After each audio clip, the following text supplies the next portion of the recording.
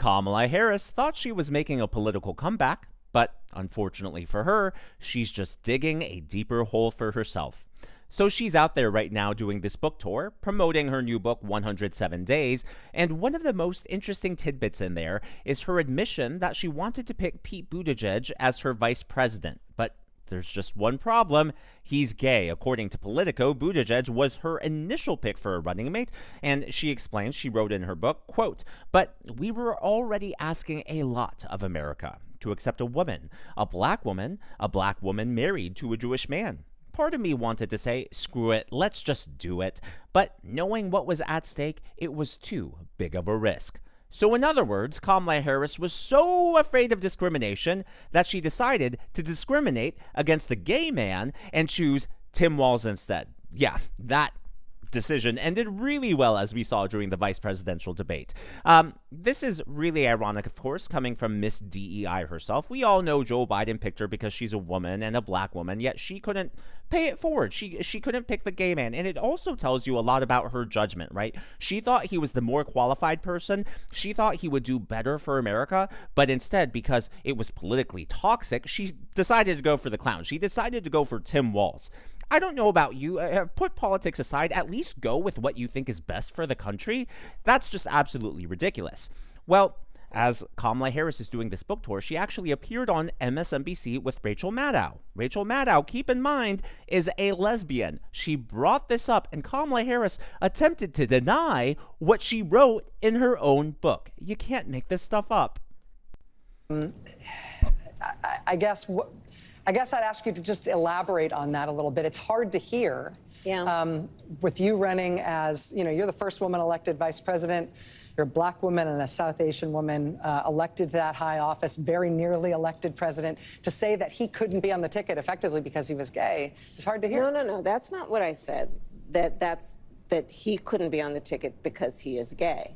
My point, as I write in the book, is that I was clear that in 107 days, in one of the most hotly contested elections for President of the United States, against someone like Donald Trump, who knows no floor, to be a black woman running for President of the United States and as a vice presidential running mate, a gay man, with the stakes being so high, it made me very sad, but I also realized it would be a real risk. No matter how, I've been an advocate and an ally of the LGBT community my entire life. So it wasn't about any prejudice on my part, but that we had such a short period of time, and the stakes were so high. I think Pete is a phenomenal public servant. And I think America is and would be ready for that. But when I had to make that decision with 2 weeks to go, and maybe I was being too cautious, I'll let our friends, we should all talk about that. Maybe I was. But that's the decision I made, and I, as with everything else in the book, I'm being very candid about that. Yeah. With a great deal of sadness about also the fact that it might have been a risk. In other words, what she's really saying there is, I'm not the homophobe. America's the homophobe. So I had to be homophobic to prevent the rest of the country from being homophobic. It is really the context, the core of the message that she's getting out there. And it's funny because when Rachel Maddow points it out and she's like, that is what you said. Kamala Harris tries to deny it, even though we all know that that's what she meant. And she keeps doubling down on this. Well, we had 107 days. Well, of course, everyone knows you need 108 days to win with a gay man as your VP. Oh, sorry about that. It would have been a little different had Joe Biden just dropped out of the race a little sooner. I guess that was his fault. But just absolutely ridiculousness. The Democrat Party, they pull the shtick of deny the evidence of your eyes and your ears. She flat out wrote it in her book. How are you going to try to spin that? And now she's pretending on there as if she's the victim in all of this. Oh, I had this tough choice. Maybe I was too cautious. It's really disgusting and really exposes her character or lack thereof. So there are two more points I'd like to make on that clip. Number one, when Rachel Maddow uses her own words against her, right at the very top, Kamala Harris is, oh, so offended. No, that's not what I meant at all. Dude, it's your own words. And then on top of that, she likes to emphasize that, oh, I only had 107 days, as if that's why it was so hard for her and why she couldn't win. But according to the Daily Caller, Kamala Harris's inner circle drafted red file to plan for her replacing Biden 1 year before it happened. So in other words, her vice presidential team had a plan for this exact scenario 365 days before it happened. So you're telling me that in this plan, and the fact that you even created a plan, you couldn't prepare for multiple contingencies, you couldn't prepare a short list, you couldn't prepare, like, it just makes no sense that you're going to keep harping on this 107 days and blame it on that, when clearly you had your eyes on the Oval Office, you had your eyes set for the presidency, you'd been planning on this for at least a year, and you're still somehow going to say, oh, I didn't have enough time to prepare. Give me a break. And it's these sorts of contradictions that are popping up left and right in Kamala Harris's book tour. One of the more notable ones happened on this exact same program, Rachel Maddow on MSNBC. So in one breath, Kamala Harris calls President Trump a communist dictator. A few notes here. Number one, she's calling him a dictator in the immediate aftermath of Charlie Kirk's assassination. That's proof that the Democrat Party leadership is doubling down on divisive, hateful, insightful rhetoric that led to this atmosphere of violence we face in the first place. Second of all, she's comparing him to Fidel Castro, a communist dictator.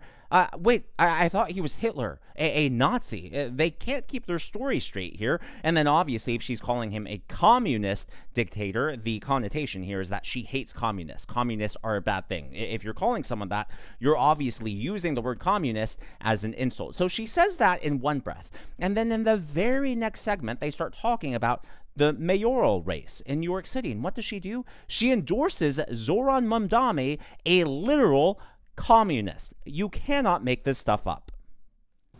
A tyrant. We used to compare the strength of our democracy to communist dictators. That's what we're dealing with right now in Donald Trump. And these titans of industry are not speaking up. A sort of talent spotter in the Democratic Party. Yeah. What do you think of him and his candidacy? And what do you think of mainline Democratic shyness and agitation about the prospect that he's going to win?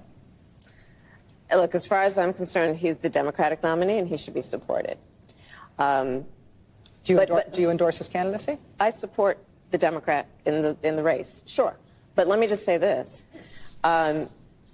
He's not the only star. I know that, he's in New York, and I know New Yorkers think they're the center of the world, and here we are in New York having this interview. It is the biggest city in the country. And I love New York, as the saying goes. I really do. But, there are people like Barbara Drummond in Mobile, Alabama, Helena Moreno in New Orleans. They're all running for mayor, too, and they are stars. So I hope that we don't so over-index on New York City that we lose sight of the stars throughout our country who are right now running for mayor and many other offices, governor, and so on. So that's where I am. We got a big tent. So obviously, you can see how the book tour is just quickly going off the rails. So this interview happened last night. It aired live on MSNBC.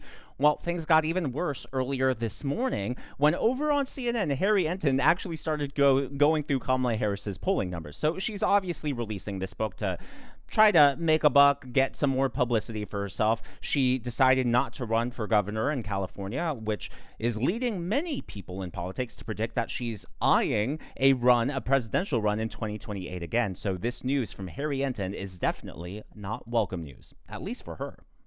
I would just say that if you want a messenger to go against Donald Trump, you can do far better as Democrats than Kamala Harris. What are we talking about here? Well, let's take a look at her net favorable ratings nationwide. Back in October of 2024, she was at -5 points. Not exactly great, but pretty close to the zero mark, right? Pretty close to even. But now, down under she goes. She's at -13 points. That's an 8-point drop. Since the general election, among the overall electorate, she is not well liked at this particular point. The American people, they don't want this. They don't want her. And get this, she's 37 points underwater with independents. If you can't win independents, you can't win the election. And the bottom line is, with those in the center of the electorate, those who are the most up for grabs, she is way, way, way underwater. She is definitely swimming with the fishes. No way no for Kamala Harris. And it actually gets even worse because her broadcast this morning on The View was interrupted multiple times, including, yes, by President Trump's speech at the UN this morning. But before we get into that, I would like to acknowledge the members of today's Governor's Club, Jenny Renkin and Bama Riddenauer. These are people who give tips and super thanks to the channel. I'm so glad that you enjoy, and I'm so glad that you're here. So, according to the Daily Mail, The View fans are angry. They were left outraged after President Trump's address to the United Nations derailed her interview. It interrupted in real time. But what's even funnier was actually as they came back, ABC made the decision to cut away to commercial as Kamala Harris was trying to defend her position. So basically, Sunny Hostin brought up the question that she asked last year, like, is there anything that you would do to separate yourself or you would do differently from Joe Biden, right? And Kamala Harris said, there's not a thing that comes to mind. And, well, now Kamala Harris is trying to walk that back and talk about the things she would do differently from Joe Biden. So apparently she's done a complete 180. And as she's trying to explain how she's different from Joe Biden, ABC decided to cut to commercial break. Enjoy. I didn't fully appreciate how much people wanted to know there was a difference between me and President Biden. I thought it was obvious. And I didn't want to offer a difference in a way that would be received or suggested to be a criticism. And you know, in the campaign, full time I was pointing out the differences. My theory of the case was we need to bring costs down. We're going to extend the child tax credit. We're going to have Medicaid. Wake up knowing what's happening in your community. We have breaking news for you out of Volusia County. You gotta love it. And just in case, because there are some people who are jaded or, you know, who want sources to prove that I did not splice that together, the RNC account actually posted this from RNC Research. Kamala Harris desperately tries to separate herself from her own record as The View abruptly cuts to commercial. So there's that. And it's not just her record, but her record with Joe Biden. It's just funny, right? She's saying this now. Why couldn't you say it last year? If you were afraid of being critical of his record, like, what difference does it make? Like, it's okay to be critical now, but it wasn't then. I don't get what point exactly she's trying to make here. Well, going back to the UN, so in case you missed my last video, President Trump was indeed speaking at the UN earlier today. We have an update, actually, on that escalator and the teleprompter. So Caroline Levitt posted this. If someone at the UN intentionally stopped the escalator as President Trump and First Lady were stepping on, they need to be fired and investigated immediately. The Times reported this on Sunday, and she posted this from the Times. They wrote, to mark Trump's arrival, UN staff members have joked that they may turn off the escalators and elevators and simply tell him they ran out of money, so he has to walk up the stairs. The fact that that was published in a newspaper 48 hours before, lo and behold, the escalator stops, that could have been dangerous. I get President Trump is a lot more agile than Joe Biden, but you can understand how someone, I mean, if you watch the footage again, Melania Trump herself, who's much younger than President Trump, seemed jolted and had to really grab the railings to make sure she didn't fall over. So just a dangerous stunt if that indeed is what it was. The fact that this was reported in the media does indicate that, hey, there may have been a motive, and they clearly were trying to send a message, and it could have been a lot more dangerous. It could have actually been a security threat when you consider everything happening in New York City today. And in case you don't know what I'm talking about, be sure to check out the last video. If you haven't already, please be sure to give me a thumbs up. I know it's a simple thing to ask for, but it really does help me reach more viewers like you in the algorithm. Be sure to smash that subscribe button and to check out one of these videos.